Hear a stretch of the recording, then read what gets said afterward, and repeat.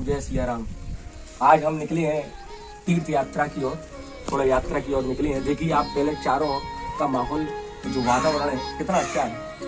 कोयल की आवाज आ रही है, मोरों की जो शब्द हैं हृदय को द्रवीभूत कर रहे हैं। तो ऐसी यात्रा पे हम निकले हुए हैं। हमारे साथ है चोले की बहुत सारी सामग्रियां।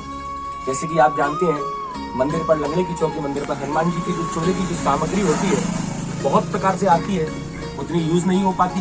हम क्या करते हैं, जो चोले की सामग्री है इसमें बरक है और कई सामग्रियां, घी है, इत्र है, जनेऊ है। ये देखिए आप जनेऊ है, इसमें डाबर की जो है तेल की शीशी है। तो ये समस्त सामग्री जो आती है मंदिर प्रांगण में इतना यूज नहीं हो पाता। तो हम कोशिश ये करते हैं भक्तों के द्वारा दिया हुआ जो भी सामग्री है, जो भी वस्तु है, यह अन्य स्थान तक भी जानी चाहिए।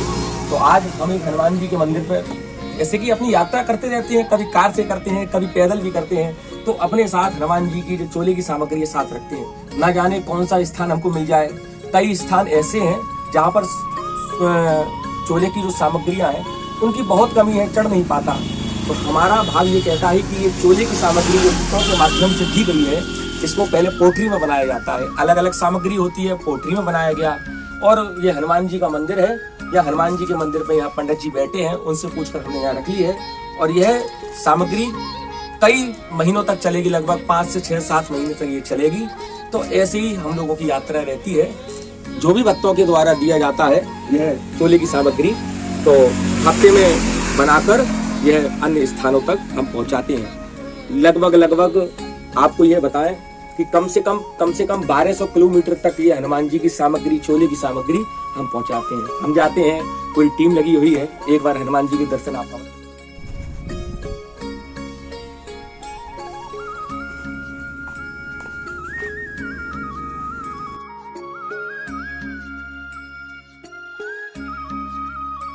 निश्चय मानिए, जो भी आपके द्वारा चोले की सामग्री मंदिर प्रांगण में आती है, यह हनुमान जी तक चढ़ती ही चढ़ती है।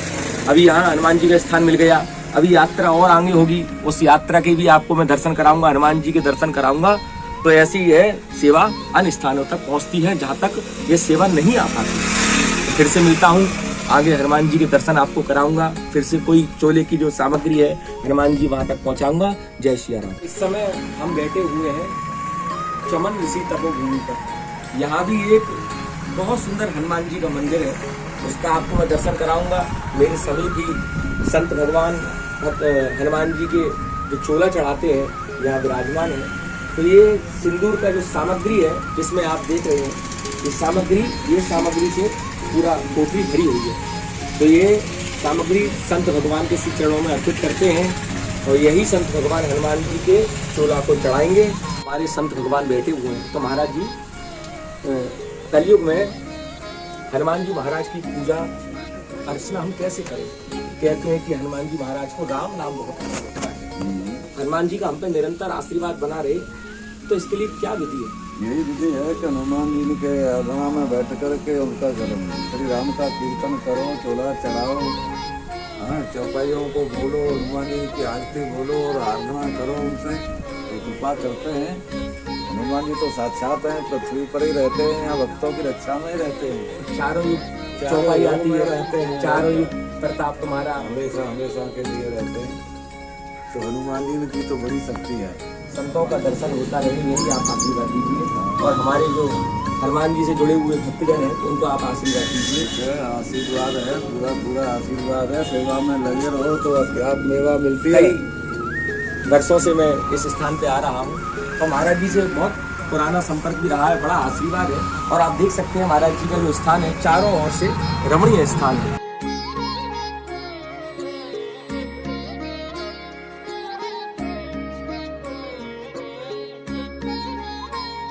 आइए थोड़ी कुटिया के दर्शन करना है आपको।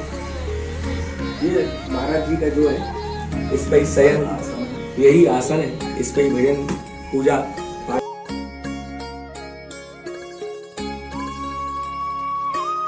रामचरितमानस रखी है। ये ठाकुर जी की सेवा करते हैं। भगवान बाल कृष्ण रखे हुए हैं, ये देखिए पद्म रखा हुआ है। तो हम आपका भी जीवन ऐसा ही थोड़ा होना चाहिए। आधुनिक युग की ओर ना चलते हुए प्राचीनता को लेकर हमको आगे बढ़ना है। आगे की यात्रा में फिर आपको आगे दर्शन कराएंगे। जय श्री राम। इस समय हम रात्रि के समय लगभग 9 बज रहे होंगे और चारों ओर हमारे साधु संतों के हमको दर्शन प्राप्त हो रहे हैं। जानते हैं हम कहाँ पर कौन से स्थान पे हैं? श्री वन वृंदावन नाम का एक वन, जहाँ पर साधु संतों का निवास है। उसी वृंदावन में हम आज देवरा बाबा के स्थान पर हैं। जय देवरा बाबा का गंगा जी के उस पार है, जहाँ वे मचान पे रहा करते थे।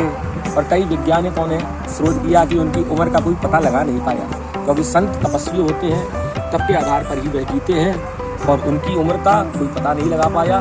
तो ऐसे ही हम आज देवरा बाबा जी के स्थान पे हैं। जहाँ तहाँ कीर्तन की आवाज़ आ रही है, जहाँ तहाँ कथाओं की आवाज़ आ रही है, संतों के मुख से निकला हुआ राम राम श्री राम जय राम, संतों के दर्शन हो रहे हैं। तो ऐसे स्थान पर आकर तो साहब जिसके भीतर भक्ति नहीं है, प्रेम नहीं है, उसके भीतर भी भक्ति और प्रेम जागृत हो जाता है। तो आप भी तीर्थों पे आइए, संतों के दर्शन यदि आप कर रही हैं तो तीर्थों पे आइए तो मर्यादा को लेके आइए, मर्यादा के अनुसार आइए। तो संतों के दर्शन आप कर रहे हैं या संतों की निगाह आप पर पड़ गई, दोनों में ही कल्याण है। तो ऐसा बड़ा ही शुद्ध और पावन यह स्थान है देवरा बाबा जी का। बोलिए देवरा बाबा की जय। कई जन्मों के पुण्य जब उदय होते हैं तभी ऐसे स्थानों पर आने का सौभाग्य प्राप्त होता है। मैं सौभाग्य मनाता हूँ, अपने गुरु जी के चरणों को प्रणाम करता हूँ, माता पिता के चरणों को प्रणाम करता हूँ, जो ऐसे स्थान पर मैं आया हूँ। जय श्री देवरा बाबा की जय।